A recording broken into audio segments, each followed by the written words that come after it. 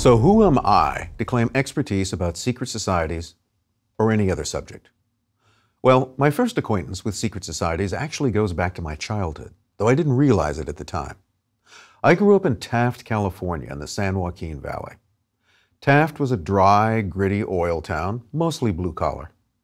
It had the usual array of fraternal societies: Masons, Elks, Oddfellows, Moose, Knights of Pythias, etc. One side of my family was full of Masons and Elks. I can recall my grandmother pointing out the letters BPOE on the Elks Lodge sign. They supposedly stood for Benevolent and Protective Order of Elks. She said what it really stood for was Best People on Earth. It was a joke, I suppose, but looking back, it was also a small example of how the face a group presents to the world isn't necessarily the one it presents to itself. Like any town, Taft also had its sordid underbelly and its secrets. One of my early, vivid recollections is listening to my parents whispering to each other about a secret sex club that had been busted. My mom asked my dad, why were they wearing animal masks?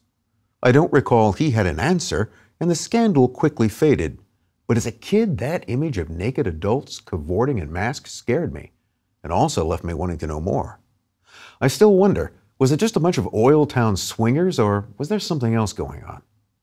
In school, I learned that during the 1920s, my town had a thriving chapter of the Ku Klux Klan.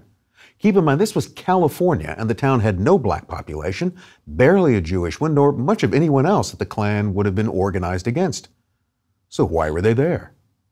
Later still, I found out the town had for decades harbored a genuine satanic cult that conducted black masses in motel rooms and private homes. I learned that because one of my best friends from high school briefly belonged to it. I wonder if they wore animal masks. Some years later, I earned a PhD in history at the University of California, Santa Barbara, and I've since taught at the University of Idaho for more than 30 years. My specialty is modern Russian history. From that, my interests and knowledge gradually branched out into espionage, political intrigue, and even the occult. And those things tend to come together in secret societies. My first book was a biography of a largely forgotten Russian revolutionary named Boris Savinkov. I was puzzled by some of Savinkov's relationships. They didn't make sense politically or personally. And then I discovered he was a Freemason. His Masonic affiliation was invisible to the naked eye, but critical to his career. Once I knew what to look for, secret societies popped up everywhere. Maybe a more important question is, what personal connection do I have with secret societies? Well, none. I am not now, nor have I ever been, the member of any secret society. And I've never really wanted to be. To me, joining any such organization ultimately means putting myself under someone else's authority. Of course, I even felt that way about the Boy Scouts. I'm just too independent or a loner or whatever to put up with that. But a big part of what fascinates me about secret societies is what draws other people to them.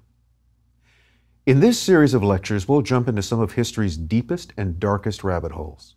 We'll explore the fascinating, often mystifying, sometimes disturbing, occasionally inspiring world of brotherhoods, sisterhoods, orders, cults, and cabals that have influenced human culture from ancient times to the present. Secret societies have attracted some of history's most brilliant and some of its most evil minds. Often demonized by their enemies, many secret societies have become the stuff of myths and conspiracy theories. Why do they exist?